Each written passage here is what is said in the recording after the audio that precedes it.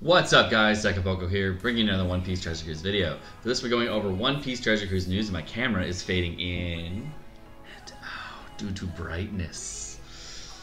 It's the middle of the day here, we're having a fun time on Saturday, but I got this random news blurb coming out from Chado.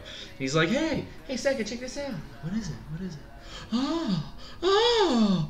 And basically what happened was the amazingness that is treasure mode Mihawk crystals and his character are dropping again on the Japanese version of One Piece Treasure Cruise in the next treasure mode. So in the adventure mode Sabo, you heard me correctly, we are going to have adventure mode Mihawk crystals and character drops. So I'll be going over that in this episode of One Piece Treasure Cruise news, as well as some teams that might help you with preparation for the next treasure mode. Let's go. Without further ado, let's just go ahead and jump right into it.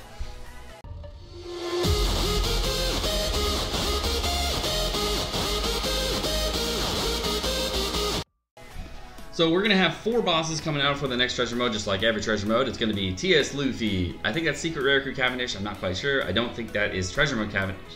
I mean Secret Rare Crew, not treasure mode. And it's going to be Limited Kobe as well as Sai Rare Crew Duval. The treasure mode, as you can see, is only going to be 1 map, and we're only just going to go in kind of like we are going to be in the G4 treasure map. It's only going to be 3 days, so you're not going to have to worry about tons. Again, sorry for the back glare and everything. Can't do anything by the time of the day I'm recording it, and I can't put a sheet over that or anything. Now, just like the last treasure mode, it's going to take 1,000,000 points to get to the Sabo, as well as 975,000 points to get all his limit break materials. So we're not going to see too much change there, but we are going to see at around 50,000 points, you start to see a teaser where you are going to receive a treasure mode Mihawk. That's right, you're going to get one of your treasure mode Mihawks out at 50,000 points. So if you are trying to get treasure mode Mihawk or you do not have him yet, this is a great place for you to get him. If you do want to stock at one of your other Mihawks with this Mihawk, great. Whatever you want to do, this is a freebie Mihawk they're giving us instead of giving us tons of Sabos. I think we might getting a little bit less limit break materials overall. I'm not really sure, but we are seeing a little bit of a change. And there's a lot of people really excited about this because, you know, getting treasure mode Mihawk is, you know, really good. It's one of the best treasure mode units, if not the best treasure mode unit, depending on who you talk to. So you see, like, throughout the entire time you're doing the treasure mode, you're actually going to be getting your Mihawk crystals and your Sabo hits crystals concurrently. You're going to get those throughout the entire way. And then you're also, which is kind of cool, you're getting, after you break 1,000,000 points, you can see on the photo on the far left, that you're going to actually get, you're going to start getting lots more of your treasure mode Mihawk crystals. I don't think you're going to get a ton of treasure mode Mihawk crystals as you go. There's probably just going to be a few times you're getting crystals for treasure mode Mihawk, and the rest of them are going to be at the very end. But we'll see if they like sprinkle them in or how it goes there. I'm pretty sure there's going to be enough at the end of the treasure mode to max out a treasure mode Mihawk, which is really, really cool. And the fact that they're making it 3 days, they're giving you a chance again to max out a treasure mode Mihawk or another treasure mode Mihawk, depending on what you want to do. So if you want to max out 2, you could have one that does bind spare auto heal, and the other one can be just random sockets, however you want to put them. Makes it really nice, so if you do want to have 2 different characters that have of the same character that with different sockets, gives you some chance to move around and play. This part is actually kind of a nice thing for me, where at around 2,000,000 points we're getting 3 large potions, so I am actually probably going to grind all the way up to about 3,000,000 points just to get potions, because I am super duper low on potions right now. And I think a lot of the people who are on One Piece Treasure in Japan are going to be really, really low in potions. So if you are in need of potions, try to grind to at least the 2,000,000 marker. I might go even beyond that because of my pulls. But they're secret ninja pulls that only certain people got to see because the recording got all messed up and I was not able to put it on YouTube for you guys. So I guess you'll just have to wait and see what my treasure mode teams are in the next 2 minutes. We're also going to get 2 skill up meets, which is really, really nice. So I might actually go for the 3,000,000 points for the when you get to the 3,000,000 marker. That actually is pretty hype, so I might go for the 3,000,000 marker because 2 guaranteed skill up books, basically plus 5,000 XP, is really, really nice to get. I definitely think that's something I might do. So the next thing we're going to go over is going to be some of the boosted teams we can use for the next treasure mode. And what I'm going to be using for these teams is I'm going to have 7 different teams set up. One is going to be for the base turns that you're going to be running, and the other ones are going to be set for running the main treasure mode.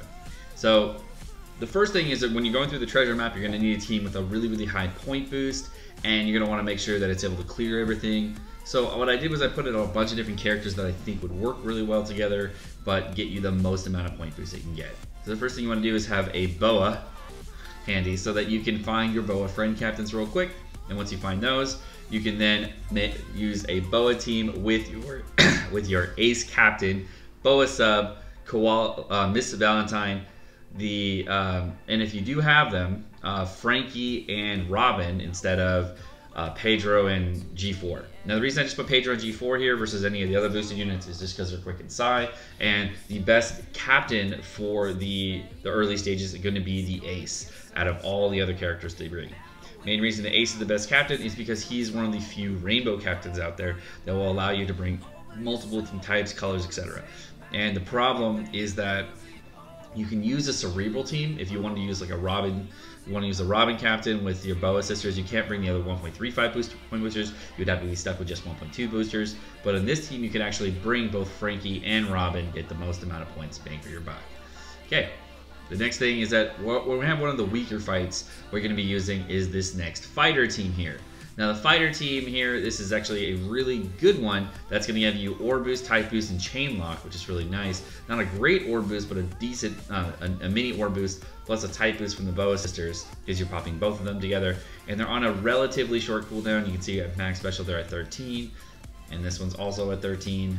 Oh, sorry, 15 because mine's not maxed. And then you also have Wadatsuni, which is also at 13 turns. So everything that you're popping is around 13 turns, and the Sanji and the Miss Valentine are also at about 12 turns. So that would give you a team that, even at higher scaling difficulty, would be able to give you a lot of points. Next is a little bit stronger team because they have a 3x multiplier, which is a Barto driven / striker team. We're just bringing, I just threw a bunch of driven striker units. None of them are really required because Barto would provide a both 1.5 times attack and orb boost to your whole kit, so you don't actually need anything else. You're just probably trying to find orb manipulators, and there's not really that many orb manipulators you can bring for a striker team that are boosted units, so you're kind of just stuck with hoping for killer getting you orbs on your team. This team is an okay team. I'm not like super in love with this team, but I'd say that this is a team that you have people you can put in, take out, whatever. Next is going to be a rainbow team, and this team, what you would do if you were running this, if you have Frankie, what you would do is take out the Bartolomeo and put in Frankie as your captain. And what I'm going to be doing is running this with Frankie friend captain in order to have a rainbow team with everybody usable. Now I have full board orb manipulation on this team, so that's great. So I'm also have a type boost with Frankie boosting everybody, and we also have an orb boost on this team as well with Vanderdecken with also a mini wave clear. You have HP cut just in case, and Koala will provide tap tiny bonus if we need it. So Bartolomeo doesn't really do anything in here, it just provides the captain ability, and if you want to pop his special, then you will actually get his special procking so that everybody in the team is boosted to a higher level. So it's definitely an interesting team you can run. It's not too striker heavy, shooter heavy, fighter heavy, or whatever. We actually have with the double Frankie captain, it would be a little shooter heavy because you have 4 shooters on the team. But the Vanderdecken actually would count as a striker instead of a shooter, which is kind of weird. But then you have slasher fighter in the bottom row, so you'll still have everything you need. You can run this with Blackbeard chip if you want, or you can run this whatever you want. It doesn't really matter. The next is going to be a TM Ace team that you can run for a little bit harder content. So like one of the harder fights, the hardest fight that's going to run to you, this is probably the one that you're going to leave alive during the treasure mode. This is where you would run this team and say, hey, I want to bring Ace and send your pink and stuff and use them here. You'll have color affinity, tap tiny bonus, full ward orb manipulation, or type boost, and conditional. So I think you'd be okay. You don't really get... You have 2 tap timing characters here, which is kind of unnecessary. The reason I brought both is because I was like, well, I can bring a defense reducer, but I'm going to have more than enough damage anyways, no matter what I do.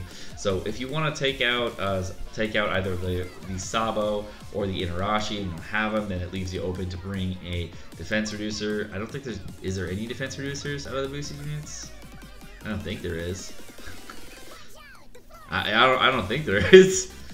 Well, no, yeah, I don't think there's any. So you just bring your own. Maybe the Nami or the... Yeah, I just checked. I don't think there's any defense reducers out of all the boosted units here. So you're probably going to just bring your own if you wanted to, but I don't think you're going to need one. I basically just brought Senor Pink just because he was going to be a higher damage character, and he also is a strength unit, so that would provide... I mean, not strength unit. He's a strength unit, so you would get more damage out of that with 4 strength units in your team if you want it that way. I don't really know. If you want to bring an orb booster here, you're more than welcome to. There's plenty of units you can bring. This is a very open team. You can just put in none of the characters are needed. They're just a hard-hitting team for whatever you need. For top tiny boats and type boosts, it should be enough to get you through pretty much anything in here. So I'm hoping that'll be fine for at least the first 20 levels. And the final team we're going to bring here is going to be a team with, if you do this is going to be with a Robin friend captain, so don't freak out here. We're going to have 5 out of 6 orbs matching on this team, which is going to be pretty great. I like that a lot. I can't get full board orbs, but I can get pretty close, so that's good enough for me. The way we're getting orbs in this team is Robin's going to provide orbs to both Croc and my Pedro. So we're going to have that. We're also going to have Croc give us a type boost as well as an HP cut, and we're also going to have Koala, which is going to give bottom row matching. We're going to get our HP threshold low because the Pedro's here, getting us to low HP, which also provides wave clear. We get orb boost from the Boa, and then we have utility on the Miss Valentine. So this will probably provide the most amount of damage that we're going to be doing for the Sabo, as well as any counters any death hits. And the nice thing about the Valentine is where's she at? The Miss Valentine is also going to get rid of any paralysis and despair that we're going to have, as well as giving us a little bit of HP cut as well. So we do have some utility there, as well as surviving death hits. So I don't know what the Sabo is going to do, but we do have that as well, which is nice. And the new Koala is going to provide bind and despair reduction as well. So we do have a 2 characters that are reducing despair. So if we get despair for like say 10 turns or 9 turns or something like that, we'll be able to get rid of a lot of it. So that's great. And Boa provides full board orb manipulation. If you don't have the Boa, what I did with this team was I made it so that you could actually use this team and get full board orbs, 5 out of 6 orbs without the Boa. With the Boa, I don't even need to position my characters like this. I actually get full board orbs with just the Boa, which is great. I don't have to worry about anything, just full board orbs. What I've been thinking is that the Nami is going to be like an MVP here, the quick Nami, because you're going to want to burst on one turn, then bring the boost into the next room, etc. But I'm not sure how you would do that, and if it's necessary at all. But I'm just going to play around and see what we can do. You might be using color affinity, or you might use the chain boost on the first room. I'm not sure, but for this team right now, it's kind of just centered around boosting in the second room, not the first room. We do have damage reduction on the Robin, so we should be able to take some hits, so it should be okay for a lot of that, and we shouldn't be dead. Also, if we get into really big trouble, we also have we can pop the Robin special, and then in order to get some matching orbs, as well as reduce damage completely, which is great. So there's a lot of utility and survivability on this team, like that a lot. And there's a lot of damage too. The damage on this team is pretty freaking high because we're at higher levels. We're gonna have a 2.25 orb boost, color affinity, chain boost, and a 2x type booster, which is pretty insane as far as damage goes in treasure mode.